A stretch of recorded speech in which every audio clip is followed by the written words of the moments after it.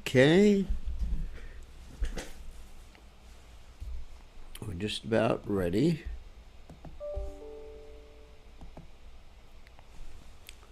Oop. Just give me 1 second. I want to make sure we are on Facebook and YouTube.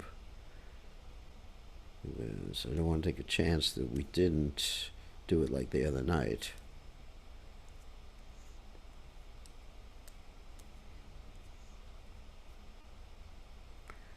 We are live. Okay. That's good. Okay. We are live. We are alive. So let's start. I think we got everything done. Huh. It's good. Okay. Chanchai Radhamadhava again. Let me turn the phone off.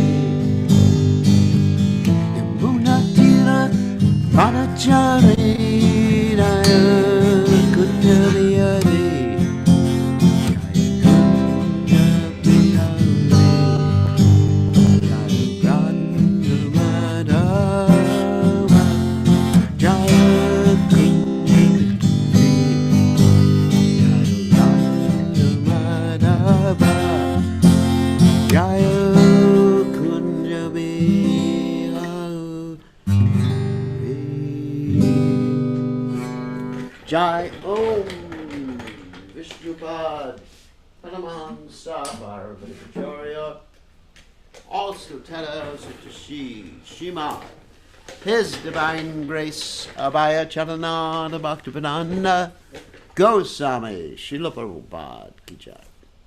ISKCON founder Acharya Srila Prabhupada Ki Jai.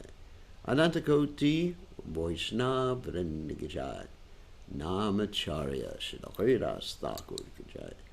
Param Se Kaho Shri Krishna Chaitanya Prabhu Nityananda Shidwaita Gadadha Shivasati Gaur Bhakta Vrinda Ki Jai.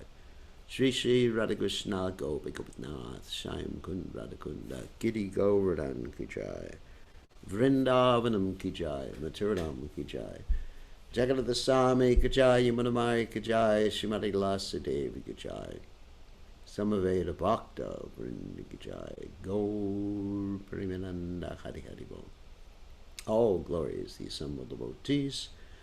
All glory is the assembled devotees. All glory is the assembled devotees. All glory is to Shri Guru and Gauranga.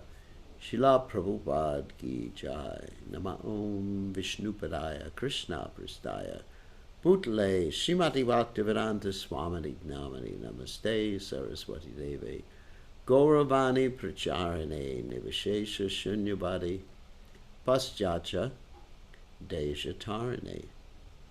So Om Ganat Timidanda Shah Kananjana Shalakya Chakshur Unmeditam Yena Tasmai Shri Gurave Namaha.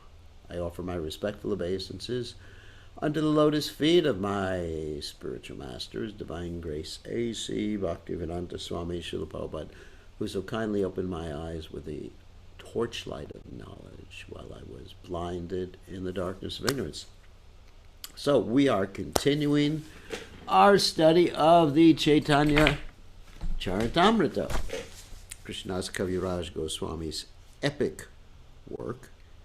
And also, it's the 1st of April today, and for those of you who are in the South Pacific, it's the 2nd of April. And on Sunday, we're celebrating Srivas Thakur's appearance, which is a really important day in the Vaishnava calendar. Okay, so let's continue with the Caitanya Caritamrta. We're finishing up the Adi Lila and the last chapter, chapter 17. And I don't think we'll finish today, but we're going to finish in the next few days. We're in, beginning with text 213. So, Jaya Jaya, Sri Caitanya Jaya Nityananda, Jaya Dvaita Chandra Jaya Gaur Bhakta Vrinda, Jaya Jaya, Sri Caitanya Jaya Nityananda, Jaya Dvaita Chandra Jaya Gaur Bhakta Vrinda, Jaya Jaya, Sri Caitanya Jaya Nityananda, Jaya Dvaita Chandra Jaya Gaur Bhakta Vrinda. Okay. Prabhupada Ki Jai. So let's continue. And we're in the midst of the discussion that Lord Chaitanya Mahaprabhu is having with the Qazi. The Qazi is the Muslim magistrate for that particular district. He had previously stopped the chanting of Hare Krishna, at least the congregational chanting of Hare Krishna, at the behest of the Brahmanas, which is going to be revealed in the next few texts here. And he broke a mridanga drum. This is just filling you in on the details of the story if you hadn't been with us through the last few days. So he broke a mridanga drum, but then after that he didn't stop the kirtans anymore. And the reason he didn't stop the kirtans anymore is because he had a dream, and Lord Nishingadev appeared to him in a dream and jumped on his chest and ripped his chest and said, I'm going to kill you if you interfere with my Sankirtan anymore. And then all the Qazi's assistants, whenever they tried to interfere with the Sankirtan, they had fire coming at them. So Lord Chaitanya Mahaprabhu was victorious. And then Lord Chaitanya had a discussion with the Qazi about philosophy, and the Qazi admitted that his scripture, that is the Quran, was filled with so many faults and problems and was recently produced, and the Vedic literatures are dealing with Sat Dharma, eternal religious principles, whereas these other religious literatures are faulty and they deal with just some time, place, and circumstance injunctions. And many of those injunctions are important. Thou shalt not kill, thou shalt not commit adultery.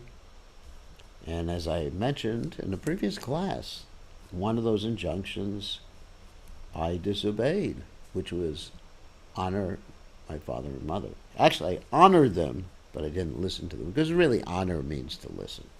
You can't say, I honored you, Guru Maharaj, but I'm not going to listen to you. Because someone made the point in a text message that you can honor someone and not listen to them. You're not really honoring them. It's just a show bottle thing. You're making a show, but you're not actually honoring someone. Because to honor someone, you honor them with your body, mind, and words, not just your body. So I broke that commandment and I joined the Hare Krishna movement. Okay, let's continue. This is the discussion between the Qazi and Caitanya Mahaprabhu. Ramera takora tumhi sabatamara jana nimai bolai hirtare karaha varjana. Sir, you are the ruler of this town. Whether Hindu or Muslim, everyone is under your protection. Therefore, please call Nimai Pandit and make him leave the town. This is what the Brahmanas said to the Qazi. The Qazi is just repeating the Brahmanas' words. The word Thakur has two meanings. One meaning is God or a godly person, and another meaning is Kshatriya. Here, the Bashandi Brahmanas address the Qazi as Thakura, considering him the ruler of the town. There are different names by which to address the members of different castes. The Brahmanas are addressed as Maharaj. Of course, in ISKCON, Maharaj is basically only for the sannyasis or for kings. Oh my God. The Kshatriyas are Thakura. The Vaishyas are Sita or Mahajana, and the Shudras are Chaudhuri. This etiquette is still followed in northern India, where the Kshatriyas are addressed as Thakura Sahab. The Pashandis went so far as to request the magistrate or Qazi to have Sri Caitanya Mahaprabhu expelled from the town because of his introducing Hari Nama Sankirtana. Fortunately, our Hare Krishna movement all over the world, especially in the civilized world of Europe and America, because I know how civilized we are today, has become popular. Generally, no one complains against us to have us removed from a city, although such an attempt was indeed made in Melbourne, Australia. The attempt failed. Thus, we are now introducing this Hare Krishna movement in great cities of the world like New York, London, Paris, Tokyo, Sydney, Melbourne, and Auckland. And by the grace of Lord Caitanya Mahaprabhu, everything is going on nicely. People are happy to accept the principle of chanting the Hare Krishna mantra, and the result is most satisfactory. So notice in this particular instance, cited in the Sri Chaitanya Caritamrta, it is not the Muslims that are complaining. It is not the atheists that are complaining. It is the Brahmins, who are basically atheists, but, ritualistic Brahmins. But it's the Brahmanas, because they are worried, according to Prabhupada and according to what I said also, they're worried about losing their monopoly. So, Tabiyami Pritivakya Kahila Sabare Sabegare Ahahami Nishedhi Vatare. After hearing their complaints and sweet words, I told them, please go back home. I shall certainly prohibit Nimai Pandit from continuing his Hare Krishna movement. Hindura Ishvara Bhara Ye Narayana Say to me how Hena Laya Muramana. I know that Narayan is the supreme god of the Hindus, and I think that you are the same Narayan. This I feel within my mind. And there's the Kazi who was addressing Lord Chaitanya Mahaprabhu. Eta Shuni Mahaprabhu Hasya Hasya Kahite Lakila Kichu Kajire Chunhiha. After hearing the Kazi speak so nicely, Sri Chaitanya Mahaprabhu touched him and smilingly spoke as follows. Tomara Mukhe Krishna Nama E Bada Vichitra Papa Ksheha Gela Hela Parama Pavitra. The chanting of the holy name of Krishna from your mouth has performed a wonder. It has nullified the reactions of all your sinful activities. Now you become supremely pure. In other words, this Kazi chanted Namavas. He didn't intend to be a chanter of Krishna's holy names, but he was repeating what others had said. Simply saying Hare Krishna. Now he has become supremely pure. Wow, how potent is the holy name. Confirming the potency of the Sankirtan movement, these words from the very mouth of Lord Chaitanya Mahaprabhu express how people can be purified by chanting, simply by chanting the holy name of Lord Krishna. The Kazi was a Muslim malecha, or meat eater, but because he had several times uttered the holy name of Lord Krishna, automatically the reactions of his sinful life were vanquished, and he was fully purified of all material contamination. We do not know why the Pashandis of the present day protest that we are deteriorating the Hindu religion by spreading Krishna consciousness all over the world and claiming all classes of men to the highest standard of Vaishnavism. But these rascals disagree with us so vehemently that some of them do not allow European and American Vaishnavas to enter the temples of Vishnu, thinking religion to be meant for material benefit. These so-called Hindus have actually become vicious by worshipping the numerous forms of the demigods. In the next verse, Sri Chaitanya Mahaprabhu confirms the Kazi's purification. So here Prabhupada is making reference, in one sense, to the temple in Jagannath Puri, Lord Jagannath's temple. And in this temple, only Hindus are allowed to go in. No other religious faith, no other nationality are allowed to, people of no other nationality are allowed to enter the temple. And they have guards at the door. My own experience was, I tried to go in and they said, no, you are not a bona fide Hindu. And I said, how much will it cost me to go in? And they said, give me the money first and we'll tell you later. And I said, no, tell me how much and are you going to let me in? And they said, give us the money and we'll tell you about Lord Jagannath. I said, I know about Lord Jagannath. My guru has already told me about Lord Jagannath and he didn't charge me any money. So that was one temple I had an experience at. Actually, I'll tell some other stories. That was the main temple.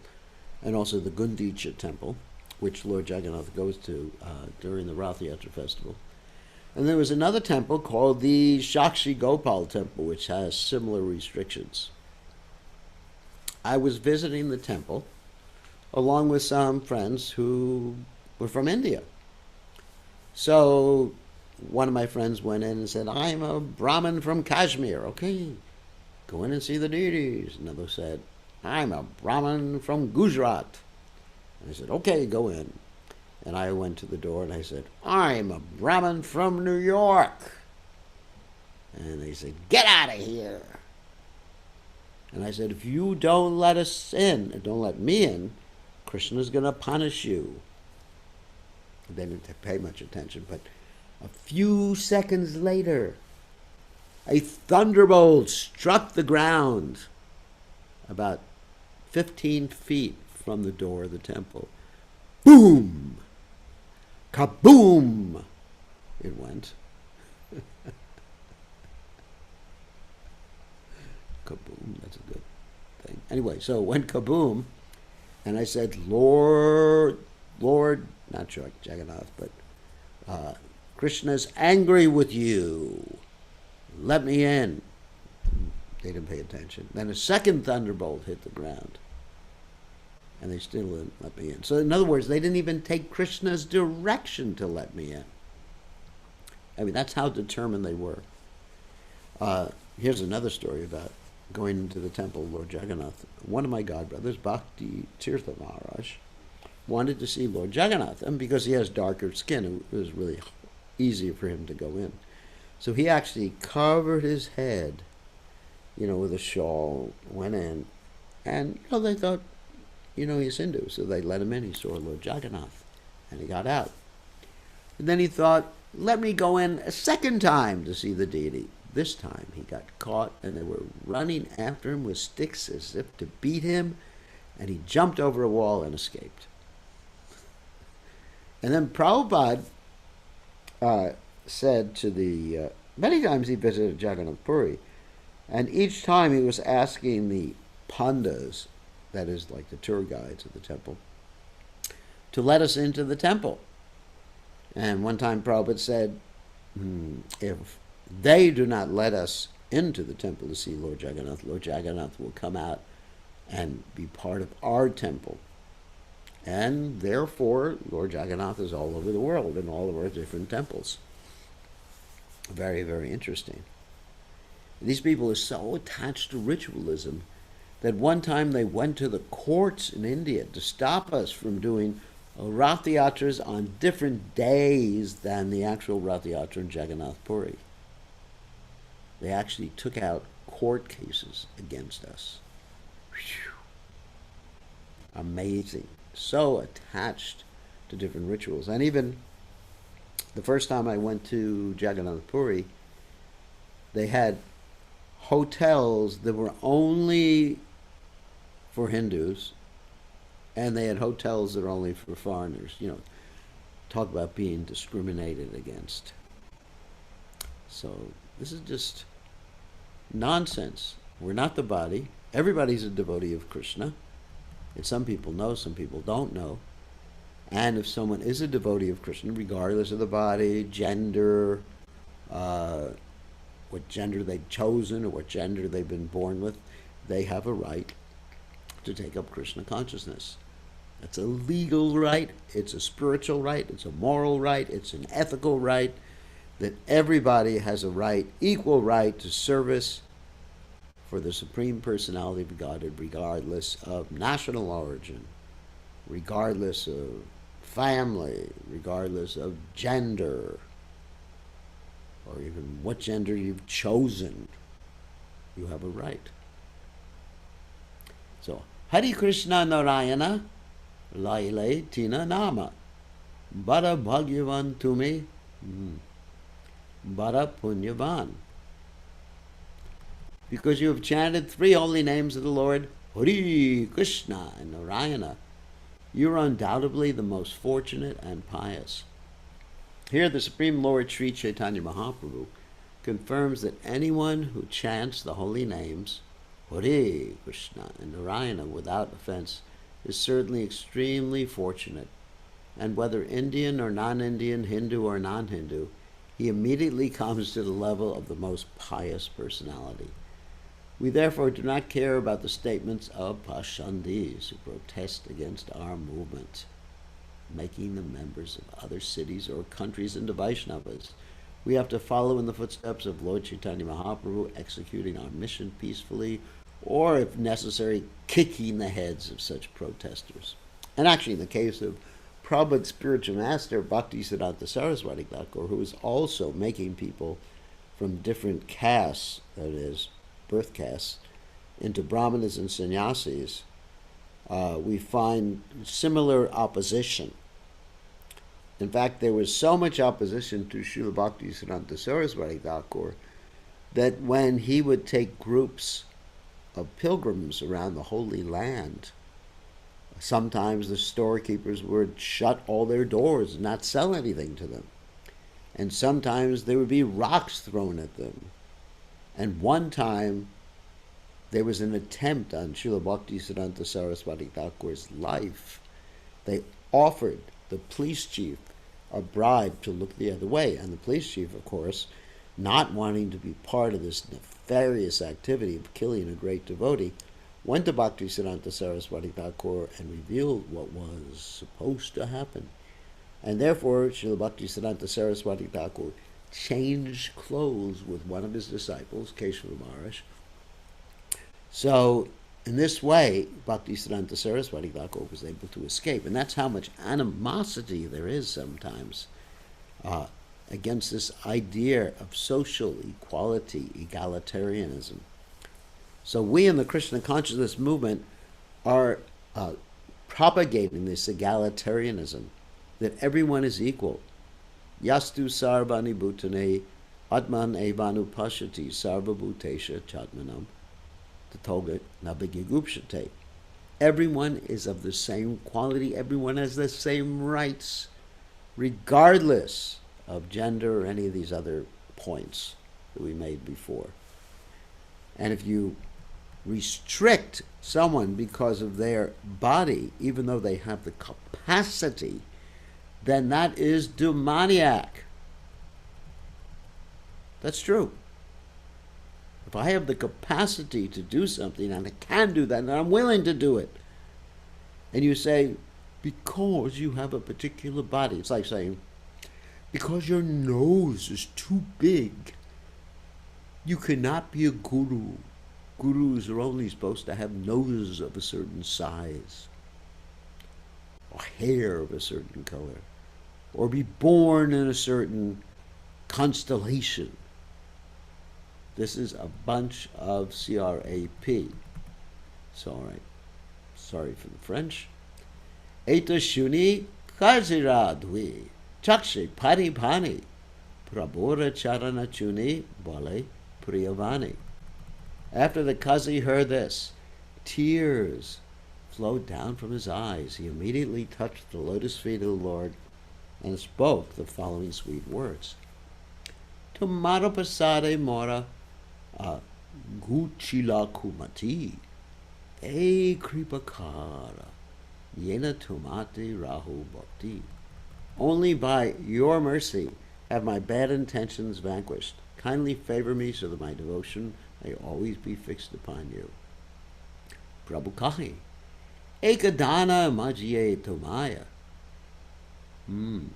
sankirtana vada yaiche nahi nadiyaya. The Lord said, I wish to beg you for one favor in charity. You must pledge that this Sankirtan movement will not be checked, at least in the district of Nadia. Kasi kahe mora vamshayata upajive tahake talaka diba kirtanaya na badive. The Kazi said, to as many descendants as take birth in my dynasty in the future, I gave this grave admonition: no one should check the Sankirtan movement. As a result of this grave injunction by the Kazi, even at present, the descendants of the Kazi's family do not oppose the Sankirtan movement under any circumstances. Even during the great Hindu-Muslim riots in neighboring places, the descendants of the Kazi honestly preserved the assurance given by their forefather. Wow. Shuni Prabhu Hari Bali Utila Hapani Utila Vaishnava Savakari Hari Dhvani. Hearing this, the Lord got up, chanting, Huri! Huri! Following him, all the other Vaishnavas also got up, chanting the vibration of the holy name. Kirtana karite prabhu karila gamana sangi chalayai se kaji hula sita mana. Sri Caitanya Mahaprabhu went back to perform kirtan, and the Kazi, his mind jubilant, went with him. So the Kazi was chanting also. Wow. Talk about conversion here. Kashire vidhaya dila sachira nandana nachite nachite oila apana bhavana. The Lord asked the Kazi to go back home. Then the son of Mother Sachi came back to his own home, dancing and chanting, or dancing and dancing, also chanting. E mate kajire prabhu karila prasada, iha ye shunitara, kande aparada. This is the incident concerning the Kazi and the Lord's mercy upon him. Anyone who hears this is also freed from all offenses. So merciful Lord Caitanya Mahaprabhu is. Ekadina Shivasera Mandira Goshani Nityananda Sange Nritya Kare Dui Bhai. One day the two brothers, Lord Nityananda Prabhu and Sri Caitanya Mahaprabhu, were dancing in the holy house of Srivasa Thakura. Srivasa Putrera Tahan Haila Paraloka Tabu Srivasa Chite Na Janmila Shoka. This is a very interesting story. At that time, a calamity took place. Srivasa Thakur's son died. Yet Srivasa Thakur was not at all sorry. Mritar putra mukhe khaila yannera katana apane dui bhai hoila Srivasa Nandana. Sri Caitanya Mahaprabhu caused the dead son to speak about knowledge, and then the two brothers personally became the sons of Srivasa Thakur. This incident is described as follows by Srila Bhaktisiddhanta Saraswati Bhaktivinoda Thakur in his Amrita Prabha Bhasha. One night while Sri Caitanya Mahaprabhu was dancing with his devotees at the house of Srivasa Thakur, one of Srivasa Thakur's sons, who was suffering from some disease, died. Srivasa Thakur was so patient, however, he did not allow anyone to express sorrow by crying, for he did not want the kirtan going on at this house to be disturbed. Thus kirtan continued without a sound of lamentation, but when the kirtan was over, Caitanya Mahaprabhu, who could understand the incident, declared, "There must have been some calamity in this house." When he was then informed about the death of Srivasa Thakur's son, he expressed his regret, saying, "Why was this news not given to me before?" He went to the place where the son was lying dead and asked him, "My dear boy, why are you leaving the house of Srivasa Thakur?" The dead son immediately replied, "I was living in this house as long as I was destined to live here. Now that the time is over, I am going elsewhere according to your direction. I am your eternal servant, a dependent living being. I must act only according to your desire. Beyond your desire, I cannot do anything. I have no such power." Hearing these words of the dead son, all the members of Srivasa Thakur's family received transcendental knowledge. Thus, there was no cause for lamentation. This transcendental knowledge is described in the Bhagavad Gita, 2nd chapter, text 13. Tata dehantura praptir tatra namuyati. Giving up the body, a sober man does not get disturbed. When someone dies, he accepts another body, therefore sober persons do not lament. After the discourse between the dead boy and Sri Caitanya Mahaprabhu, funeral ceremonies were performed, and Lord Caitanya assured Srivasa Thakur, "You have lost one son, but Nityananda Prabhu and I are your eternal sons. We shall never be able to give up your company." This is an instance of transcendental relationship with Krishna. We have eternal transcendental relationships with Krishna as his servants, friends, fathers, sons, or conjugal lovers. When the same relationships are pervertedly reflected in this material world, we have relationships as the sons, fathers, friends, lovers, masters, or servants of others. But all these relationships are subject to termination within a definite period. If we revive our relationship with Krishna, however, by the grace of Sri Caitanya Mahaprabhu, our eternal relationship will never break to cause our lamentation. So I think I know a few more details about this particular story. Of course, basically Prabhupada gave most of the details. Kirtan was going on, and what happened is that Srivasa Thakur noticed that his wife, Malini, was crying. He said, "Why are you crying?" He said, "Your son passed away." And Srivasa Thakur said, "Don't disturb the kirtan of Sri Caitanya Mahaprabhu. If you do something, if you do that, I will give you something really to cry about." And he was a tough person. And so she stopped her crying, and then Lord Caitanya eventually stopped the kirtan. He said, "Something's gone on here. What has happened in the house, and then they informed Lord Chaitanya Mahaprabhu, and then he brought the child back to life, and the child spoke some transcendental knowledge and went back to home, back to Godhead. And then Lord Chaitanya and Nityananda at that point became Srivas Thakur's children. And it's described that in many ways Lord Nityananda was fed like a little baby by Malini, who was Srivas Thakur's wife. Many, many stories that are a little controversial. Okay. Tapita karila sabe, bhakti varadana, uchishta diya narayanira karila samana. Thereafter the Lord charitably bestowed his benediction upon all his devotees. He gave the remnants of his food to Narayani, showing her special respect. Narayani was the niece of Srivas Thakur, and later she became the mother of Srila Vrindavan Das Thakur, who was the author of Chaitanya Bhagavat, who was an incarnation of Srila Vyasadeva.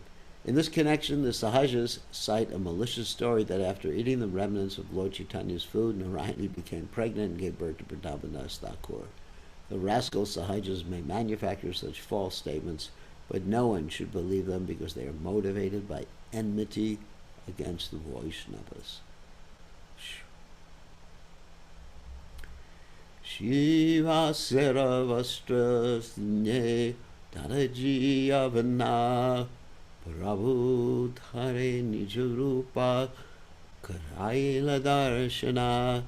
There was a tailor who was a meat eater, but he was sewing garments for Srivas Thakur. The Lord, be merciful to him, showed him his own form. Dekinu bale Hoila Pagala Remain Richakare Hoila Vaishnava Agala, saying, I've seen, and dancing in ecstatic love. As though mad, he became a first-class Vaishnava. Prabhupada explains, there was a Muslim tailor near the house of Srivas Thakur who used to sew the garments of the family. One day he was very pleased with the dancing of Sri Chaitanya Mahaprabhu. Indeed, he was enchanted. The Lord, understanding his attitude, showed him his original form as Krishna. The tailor then began to dance, saying, I have seen. He became absorbed in ecstatic love and began to dance with Lord Chaitanya. Thus he became one of the foremost Vaishnava adherents of Sri Chaitanya Mahaprabhu. Amazing.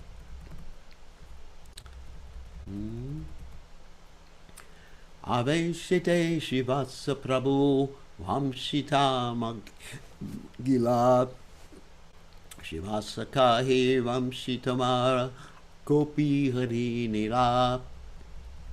In ecstasy, the Lord asked Srivasa Thakur to deliver his flute, but Srivasa Thakur replied, your flute has been stolen away by the gopis. Shuni Prabhu Vala Vala Valena Veshe Srivasa Varnena Vrindavana Lila Rase. Hearing this reply, the Lord said in ecstasy, go on talking, go on talking. Thus Srivas described the transcendental mellows of the pastimes of Sri Vrindavana.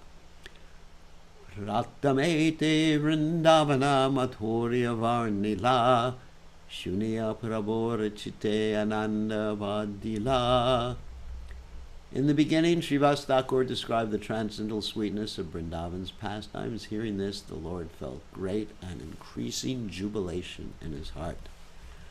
Kabe Bala Bala Prabhu Bale Vara Vara Puna Puna Kahi Srivasa Kariya Vishtara.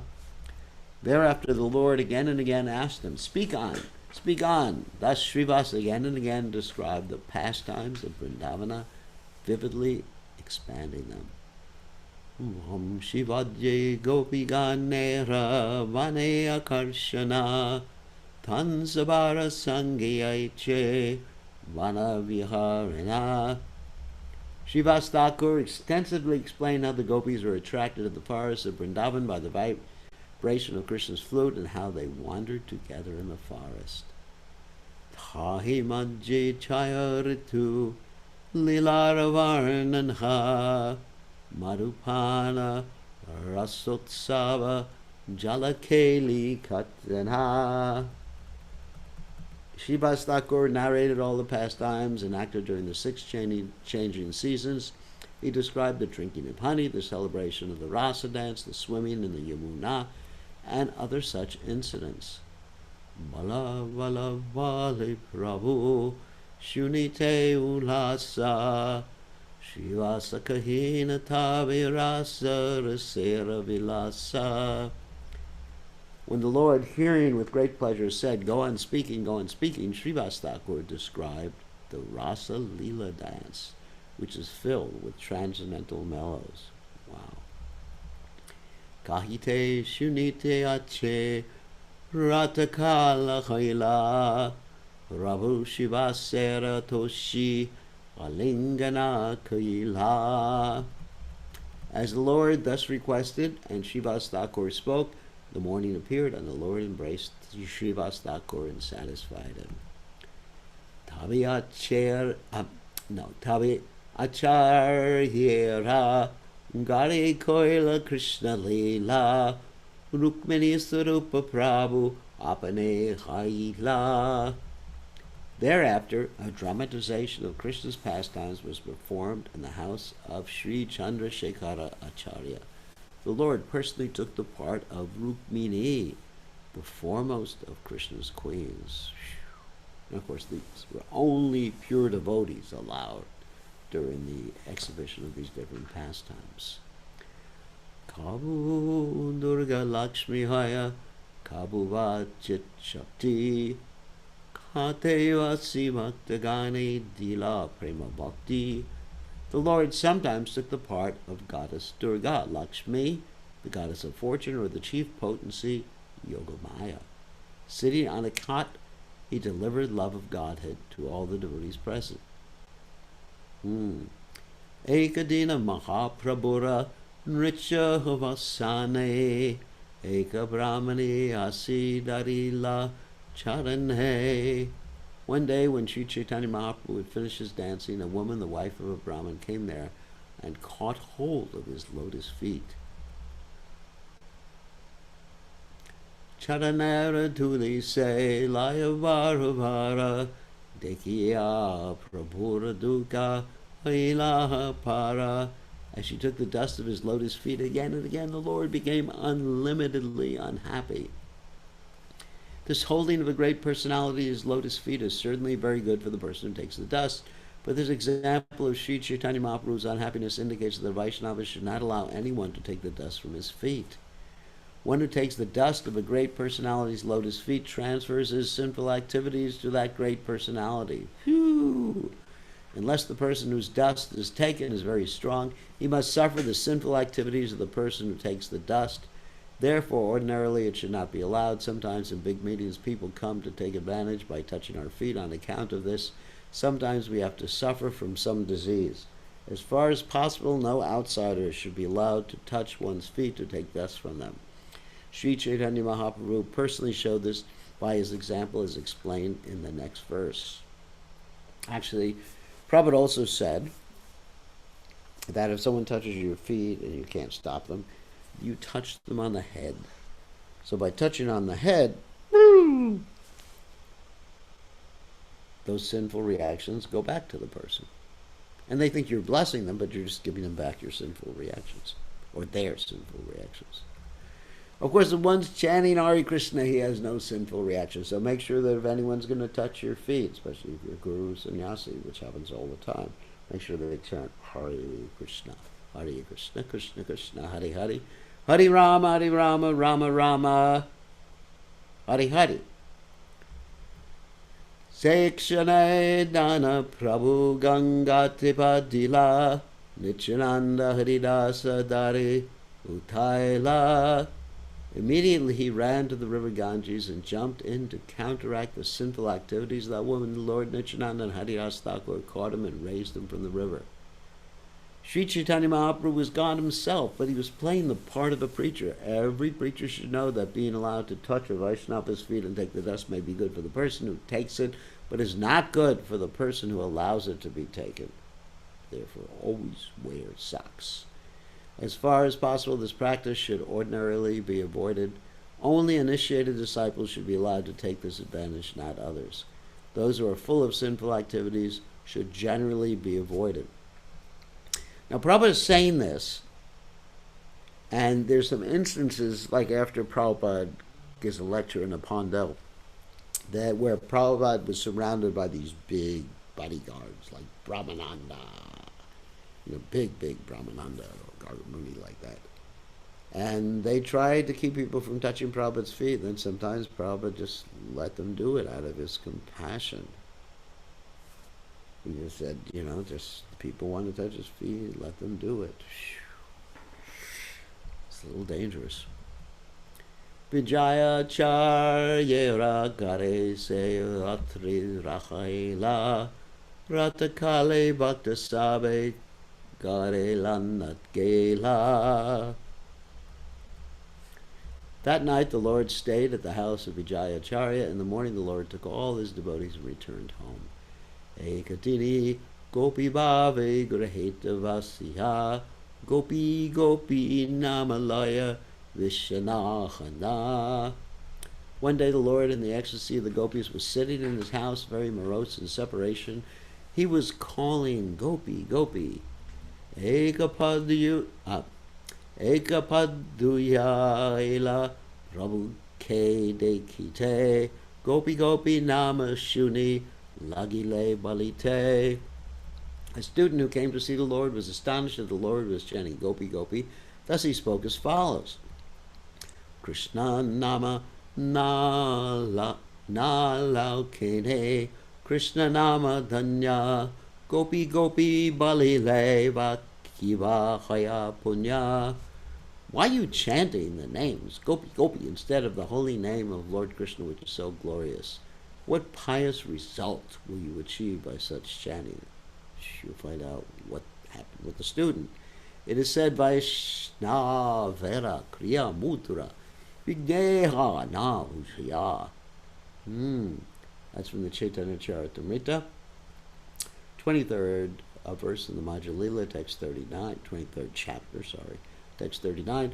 No one can understand the activities of a pure devotee. A student or neophyte devotee could not possibly understand why Sri Chaitanya Mahaprabhu was chanting the names of the gopis, nor should the student have asked the Lord about the potency of chanting gopi gopi.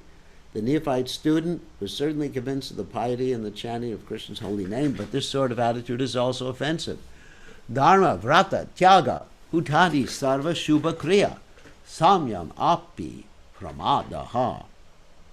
To chant the holy name of Krishna in exchange for the achievement of piety is an offense. This, of course, was unknown to the student. Thus he innocently asked what piety is there in the chanting of the name Gopi. He did not know that there is no question of piety or impiety. The chanting of the holy name of Krishna, or the holy name Gopi, is on the transcendental platform of loving affairs. Since he was not expert in understanding such transcendental activities, his question was merely impudent, proud, offensive. Thus, Sri Chaitanya Mahaprabhu, apparently greatly angry at him, reacted as follows, and we'll hear about that tomorrow. So today we went up to text 249 in the 17th chapter. Okay, so let's stop the sharing, friends, and we will allow you to ask some questions. 1 second. All right. Okay, ask your questions. You are free to ask questions. My humble obeisance is Rakesh. Okay, and what is your question? Today morning, Uday, when you did the class on Bhagavatam, I think, and you said that King Ivanshuk, when he went to the Yamraj, he has to pay for his deed. Like he did one bad deed, like the cow was stolen by mistake. And Yeah, that was King Nriga. Sorry, King Riga, yes. And now, and you said the good deed cannot be countered, and a bad deed cannot be counteracted by good deeds. But here in Yes. Caritamrta, holy name can burn all the bad things, like all the bad karmas. Can you please explain on that? Yes, well, that was what the class was about. Obviously, you probably didn't hear the whole class. In the Bhagavatam, under ordinary circumstances, the Bhagavatam says, and actually all the Vedic literature says, that you can't counteract sinful activities by pious activities. You can't counteract. Oops. Let's mute someone. Hold on a second. All right. As soon as there's a sound, I'm going to mute whoever's making the sound. You can't counteract sinful activities by pious activities, and you can't counteract sinful activities by prayaschitta. Prayaschitta means atonement, like sleeping on a bed of nails or doing some like fancy Vedic ceremony to atone for your sins. You can't counteract. You always have to suffer or enjoy your karma, except da, da, da, da, da, da, da, da, except when you chant the holy name and engage in devotional service. And Krishna says in the Bhagavad Gita in the 18th chapter, text 66, what? Nobody knows. Sarva dharmam purichaja mamayakam sharanam braja. Aham tvam sarva papebhyo mokshiyashyami masucha. He says, you don't have to worry. Aham tvam sarva papebhyo. That means all your pap. And pop doesn't mean father in that context. Pop doesn't mean soda pop. Pop means pop means sin. All your sins. Sarva papebhyo. All your sins, I will take care of them, Krishna says. So, the only time when you can get rid of a karma is when you take devotional service. If you don't take a devotional service, no, there's no way to get rid of karma. And that's what class was about. And actually, I cited so many verses this morning, some of which I may have here or I may not have here. And I do not or may not have here. But anyway, whatever it is, I cited so many verses that indicate and especially the one verse that's my favorite that I remember. Tasmat Sankirtanam Vishnor Jaganmangalam Manghasam Mahabtam Api Koravya Vijayantika Nishkritam. That the Sankirtan of the chanting of the Lord's holy names can destroy all the pop, and it's the best atonement that one can perform. Mahatama Pikoravya, the great souls recommend it. That's their prescription. So the prescription is if you have a lot of pop, then do devotional service. And then the pop becomes finished. And then you become happy. Is That chanting was our what, vow? if you listen to the class this morning, if you listen to the whole class, I went into elaborate description about it. If you heard half the class, you wouldn't have understood it. Thank you very much. Okay? You should have listened to the whole class. The class is available on YouTube on my channel and is also available on Facebook. But YouTube is easier to find, so it is there. And I explained the whole thing very elaborately, how devotional service, just like the sun. This is Prabhupada's example, it's not my example. And it's actually Lord Kapiladev's example, Bhaskara. So the light of the sun can burn up all the clouds. So the light, even the beginning light of the chanting of Hare Krishna, which is called Namavash, can burn all the sinful reactions to bits. Okay, I think Mr. Cohen, he has some questions. Thank you, Gurudev. Yesterday we were talking about how people make false arguments based on scripture or based on traditional understanding of culture or religion. And so they fool themselves, so they even believe their own arguments. But also there's places where, especially in the Bhagavad Gita, Krishna says that Yogi is someone who observes desires coming in and out of his mind like waves of the ocean, but learns to Yes. ignore them. Just like that, yeah, just like the ocean is filled with so many rivers, and the ocean remains the same. Yeah. So sometimes, we find in our own consciousness there are desires like that we can recognize, oh, that's just a stupid impulse, and we can ignore them. And then there's others Yeah. that we become so inured by that we just can't change our paradigm. What is the situation going on in the consciousness of the difference between those two types of desires? Well, I just hear a word that Prabhupada said is not in our dictionary, so maybe you have to translate that word for me. Impossible? No, the can't. You use the word can't, Can't. which is basically similar to impossible. Can you Not sure I follow. translate? Can you translate the word can't into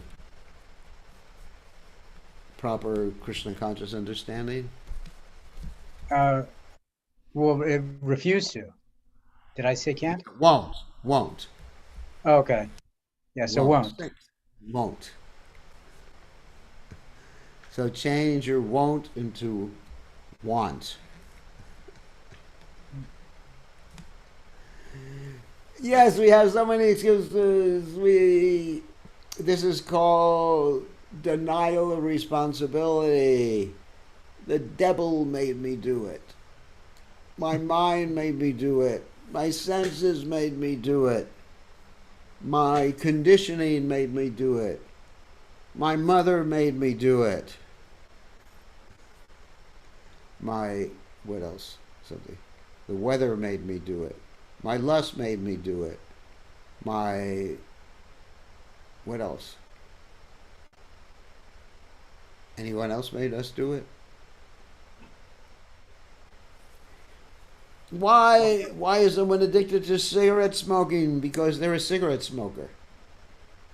But isn't there a difference? I mean, some people, There are especially, people have the ability. You just have to seek good association. In a sense, like Krishna's asked that same question in the Gita. By what is one impelled to act as if by force? lust. And lust only, born of contact with the material modes of passion, later transformed into wrath, Krishna says in the Gita.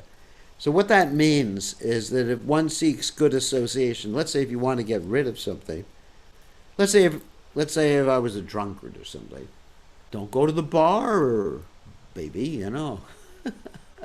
have some good association. So, you really have to pick your association. Obviously there are very strong impulses in this world. And if one wants to avoid certain strong impulses, one can avoid the situations where those strong impulses might get out of control. And one should seek association where people are not subject to those strong impulses, and where people will help reinforce your impulse or your desire to restrain yourself.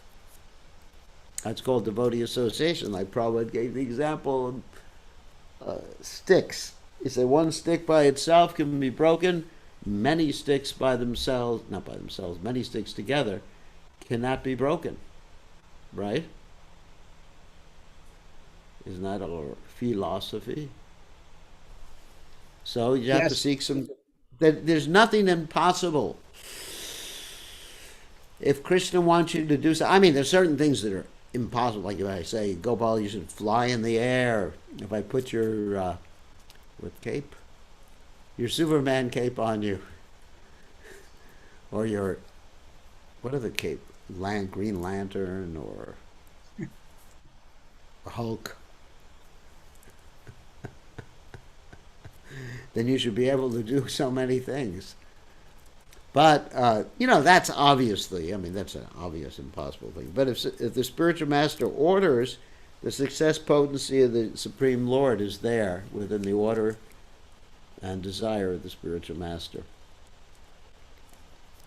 And I saw that with Prabhupada. When he desired something, it happened. The impossible became possible. By the mercy of Lord Caitanya, a dog can swim an ocean, a blind man can see, or a lame man can climb a mountain. So can't, if we actually want to do something, we'll make the adjustment. I mean, within reason and not flying through the air like a speeding bullet, you know. You're not gonna become Aquaman. Even if I ordered you, Gopal, you should become Aquaman. Let's That's try not gonna it. work. No, no, I'd still have to jump in the water and save you from drowning. You know, I'm talking about practical things. Like Prabhupada said, produce 17 books in 2 months, and devotees said impossible, and Prabhupada said impossible is a word in a fool's dictionary, and it happened. And look at what Prabhupada did the impossible. Came to the West with nothing, chanted Hare Krishna, old man, you know, with heart disease, everything like that, and then phew, here we are today. The movement's bigger than ever. You know, Prabhupada left 1977, and the movement's bigger than ever now. People thought we weren't going to survive, but because we stuck with Prabhupada's instructions, Krishna's giving us the potency and ability. Okay? Thank you, Gurudev. Thank you, Gopal Dev. Shakshi Gopal. The witness Gopal.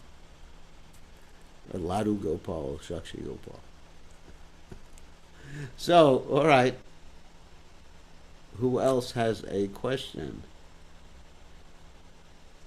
Question? Nobody else has a question. Maharaj, Oh, please accept my humble obeisances, all grace to Prabhupada. it's my old friend Pran Govinda speaking from the country of Alachua. Maharaj, The country of is it Alachua where old devotees are king. we have a full fledged temple program, Maharaj. Even Mangalarati was packed today too, every day. Don't you ever want to see? Don't you ever have a desire to see someone under 70? You know. Maharaj, they're not all like 70, they're 65 plus. All right, someone under 65 plus. Now we have few, Maharaj. I know. We have You haven't found them yet, but there are a few of them. So, I mean, because I shouldn't talk. I mean, I'm pretty old too. but they're all fired up, Maharaj. Adikarta Prabhu, Mahatma Prabhu, I mean, they all are fired up. Oh yeah, Pushpa they're Prabhu, wonderful. They all dance. They're wonderful devotees. I mean, we old folks still have a little breath left in us. So, all right. So, what's your question? Maharaj, is it, I mean, I don't know if it is proper to say, but it seems like Lord Krishna creates a lot of rules, regulation, Vidhi Nished, and then he loves to break it, or he loves the gopis to break it. Like he created this Muslim religion, he allowed Anumanta Upadasta, without his permission, they could not. And then Yes. he finds some fault in that. It seems like, I'm not saying that is improper. I'm saying Krishna loves it when gopis breaks all this dharma to the husband, to the in-laws, to the society. When they break all this, it comes. And is not proper to think, or I mean that's how I see it. No, Maybe what Krishna loves is that people take all risks for him. This is a symptom of love. It's not the breaking per se that's the important thing. It's the taking risks in one's position. Like, for example, Prabhupada took risks. It's like the mood of the gopis. Prabhupada left India. And he risked his life to please Krishna and his spiritual master. So the gopis risked their whole position in society to please Krishna. So it's not the rules per se, it's the risk. That's the important thing. Now, as far as the Muslim religion is concerned, that's not simply Krishna's pastimes. It's because people have desires. And so Krishna, they may not have the desire to worship Krishna in the mode of goodness. They may have desire to worship God in the mode of ignorance or in the mode of whatever. And so as a result, Krishna fulfills their desire. What is it? He's seated in the heart of every living entity, reciprocating with them, giving them intelligence, mata smriti or jnanam apohanam cha, according to their desire. So if they desire to have some really weird religion, or where they can just be in the mode of ignorance, then Krishna will give them that. Is better than nothing. Or if someone desires to forget him, then Krishna will give that person an atheistic philosophy to adhere to. That's free will. Free will means that Krishna is reciprocating yaya tamam prapachante tam sataiva bhajamaham mamavart manuvartante manusha partha sarvasha. Krishna is reciprocating according to people's desires. But as far as the gopis are concerned, or Prabhupada is concerned, or pure devotees are concerned, Krishna just wants to see them willing to sacrifice everything to please him. That's really the point. Their place, their respectable place in society, they're sacrificing the gopis. Their sacrifice, and Prabhupada's sacrificing his health and comfort in Vrindavan. Prabhupada left Vrindavan to satisfy Krishna and his spiritual master. That's really the point. So we have to be ready to do that, to give up our comfort zone. Of course, I'm preaching to myself now. So we have to be ready to give up our comfort zone in order to please Krishna, if Krishna wants. Okay. Makes sense. Thank you. Yeah, but we're all attached. We're all attached to our comfort zone. And the gopis' comfort zone was being like dharmic wives for their husbands, respectable in society. And so really what they gave up was all the respect in society. And that's very important. As you know, because you're from India. As you know, in India, reputation is much more important than it is in the West, right? Yes. Like in the West, you don't really care what people think about you. I mean, it's just like, ugh, who cares about it? But in India, everybody's thinking, what are they saying about me behind my back? Right? Yes. I mean, it's a standard thing. Yeah. And therefore, it says like a sannyasi is like a white sheet. Because there's one spot, everybody will talk about him like that. But in the West, nobody really cares. People, I look at the internet and some people make fun of me, make up stories about me, and some people like me. I said, who cares? I'm just chanting Hare Krishna and I'm happy. Of course, that's a sannyasi, too, should think like that. Like Lord Rishabhadev, he didn't care. When he did Yada Yoga, he didn't care what people thought about him. He just walked around naked, and you know Lord Rishabhadev. But in India, generally, so the gopis, for a woman in that sort of society, it is the most important thing to be respected. Oh, it's so important. And then they rejected that. They gave that up to please Krishna. In other words, it's not so much they gave up the rules, but they gave up that which was most important and most dear to them to satisfy Krishna. That's called Atman Nivedanam. That's really the point. Yes. Very good. So they're the perfect example of Atman Nivedanam. And so Prabhupada didn't break any rules, but he just gave up that which was very important to him, which was living in Vrindavan. Prabhupada was living, in the temple. Whew, Radha Damodar temple. Prabhupada was happy, completely absorbed in ecstasy, and he gave up that which was most for most, and the other Vaishnavas were saying, how can you leave Vrindavan at this age? And probably, we don't understand how much ecstasy Prabhupada was experiencing in Vrindavan, but Prabhupada gave that up to satisfy his spiritual master in Krishna, and that is Atmanivedanam. Not simply running around Vrindavan and just thinking, I want to become a gopi. We find that nowadays, many devotees, they go to Vrindavan with the idea of becoming gopis or cowherd boys or something when they're 50 years old. But we have a mission to accomplish. And that mission is to Tadvag Visargo Janataga Viplavo Yasmin Pratishloko Bhavadavachapi Namananantasha Yasho Nikataniyat Shrinvanti Gayanti Grinanti Yat Sadavaha, to create a revolution in the misdirected lives of an impious civilization. That's our mission. And we have to be ready. I mean, just like myself, for example, I'm really old. Older than you. Older than most of your people in Alachua. In Alachua, everyone would call me an old man. And so I would love to I would love to be around in Braj just running Hare Krishna, and anytime someone tells me about management, I would say Hare Krishna. Like Krishnadas Babaji, who was Prabhupada's godbrother, whenever we tried to talk to Krishnadas Kaviraj, Krishnadas Babaji, who was Prabhupada's godbrother, he was a Babaji, he would start laughing at us and just chanting Hare Krishna. So, I mean, to me, that would be wow. Wow, no more emails, no more disciples talking back to me, arguing with me.